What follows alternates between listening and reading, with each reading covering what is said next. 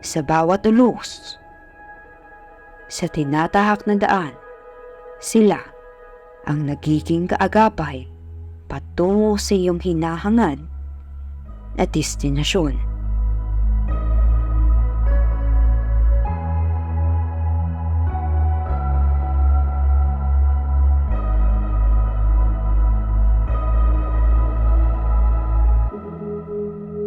Ang manibela na kanilang minamanipula ay ang nagdidikta sa iyong direksyon.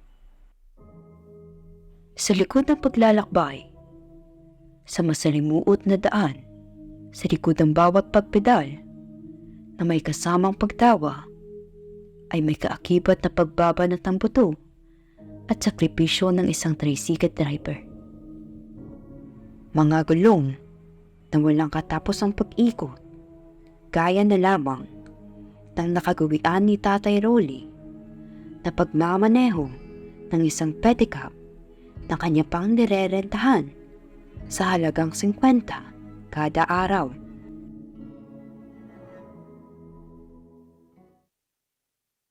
Alantay. Rolly Kalaon, Ilay mo na edad, tay.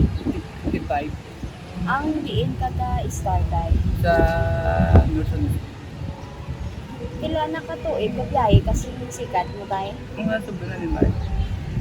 Laban na.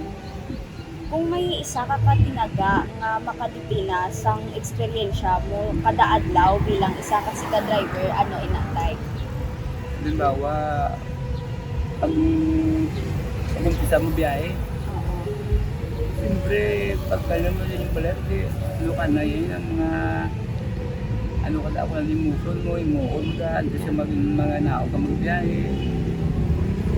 Okay. Next. Tapos, ano ka oras ka sugod sa biyahe mo, tay? Kung may klase, magawa ko ng mga start kaya hindi ko nakabiyahe, kaya ang estudyante, kung mga 7 ka naman nakasaskulaan, hindi ka man nang inulat. Pagkagising sa umaga, ay agad na naghahanda si Tatay Rolly para sumabak sa pamamasada. Aniya ay sinisimulan niya ang kanyang araw sa pag-inom ng kape. Sa edad na 55, hindi maikailangang sensitibo na ito sa masasamang dulot na matinding pagtatrabaho. Ngunit hindi naging hadlang iyon upang tumigil sa pagkayod araw-araw. Sa likod nito, ang tanging motibasyon niya ay ang maasang pamilya sa kanyang tulong. Sa labas ng Molo Supermart, kadalasang matatagpuan si Tatay Rolly na matyagang naghihintay sa mga pasahero mula alas 8 ng umaga hanggang sa pagpatak ng alas 12:30 ng tanghali upang kumain. Hindi sa kanyang tahanan kung hindi sa malapit na karinderya na kanya nang nakasanayan. Sa mga ganoong oras kasi ay high tide pa ang lawa na kung saan ay kinakailangan niyang lumubog upang makauwi. Pagpedal ang kanyang paghahanap buhay, kung kaya't pinibigyan niya ng sapat na alaga ang kanyang mga paa. Mga paa na hindi lamang sa pasahero ang naghahatid, kundi sa pag-aasam ni Tatay na makatustos para sa pamilya. Mahirap lumaban kapag naipit ka sa kasukdulan ng pagiging lipas na sa panahon. Agaw pansin ang determinasyon ni Tatay Rolly na magkaroon ng pasahero sa kabila ng nakapalibot sa kanya na di-motor na tricycle.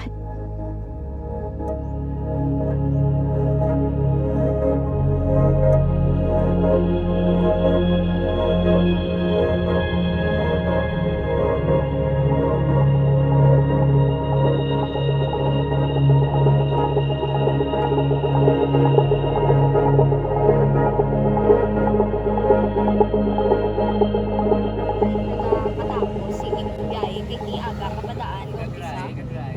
Oo, gagarahe. Mga 5:30. 5:30 nasa ang kapon, tay. Wapon. Oo. So, damo gyapon may gasakay sa imo, tay biskan damo naman iban nga transportation, example, ang bago na bala nga daw ibas. Uy, bike ko. Oo. Mga, Bike, mga okay. bus na, Oo. oo. Hindi kung sa mga bus yan, hindi naman nila pwede yan makatulong kami sila nila kasi mga long distance, layo na nila katuan. Ang amo na yan, mga sikad, albat, mga sikad. Barangay-barangay, mga kami katulong. Wala naman bingay, halimbawa, supermarket, city, wala naman katulong, nakablamo di bawal. Oo. Kami kada barangay na kami katulong yan. Wala nga katulong sa mga national road na yan. Pero damo Japon ka sakay tay eh. Kung may araga sa kayo, kung kilala ko, mga suke ko. Dahil sa matinding pagtaas ng presyo ng bilihin, maraming naapektuhan na mamamayang Pilipino at isa na rito si Tatay Rolly. Sa isa pagtaas ka presyo ka mga balaklon subong tay nakabatsyag ka man sang kaputlayon labi nagit sa nga may pamilya pa pa. Ba't siya eh? Kasi kung na marato at mong impesa yung mga prespeso para palakrom la so nagsata to hindi sata nila eh. Siyempre kung hindi ka mang bakal na lang ano kanron mo? Ano wala, ganda ko hihirit mong bakal. Pi mga pila ka mo kapilog sa sunod sing iyo balay tayaw. Pwede apat naman. Ba't ka mo talanan taang imo apo tay? Oo. Si Tatay Rolly ay 5 taon ng tricycle driver na dating nagbebenta ng isda sa tapat din ng kanyang pinagmamasadahan. Sumubok din siya sa paglalako, ngunit sa kasamaang palad, pinagbawalan siya at hindi nakabawi. O kaya tinahak niya ang daan patungo sa pagpedal. Minabuti ni Tatay Rolly na gawing panghanap buhay ang pamamasada sa kadahilan ng hawak niya ang kanyang oras. Ngunit sa realidad, walang garantiya na makakita siya ng sapat sa isang araw.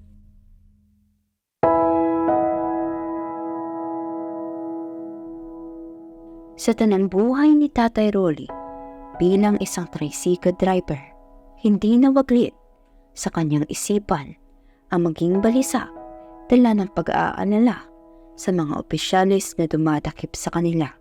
Dahil dito, hindi lamang pasahero ang kanilang binabantayan, kung hindi ang banta na dala ng mga otoridad. Ang tanging libangan ni Tatay ay ang huni ng kaniyang mga alagang manok. Ito ang pumapawi sa pagod ni Tatay Rolly pagka-uwi mula sa pamamasada. Ang lubak-lubak na daan na naglalarawan sa matinding pagsubok sa buhay ni Tatay Rolly ay kanyang nalalampasan gamit ang kanyang tricycle. Makailang ulit kami ng tanong tungkol sa pag-aasam ni Tatay na mapabago ang kanyang tadhana, ngunit tumadapo lamang kami sa iisang pahiwatig ni Tatay na wala ng saysay kung siya ay mamalagi pa sa nakaraan.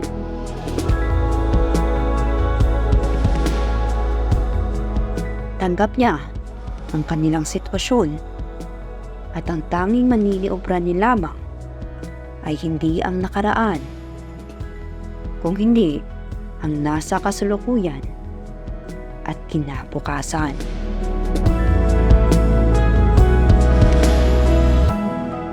Focus siya rin ka na or 65 na pang hindas ng isa po ka tricycle driver.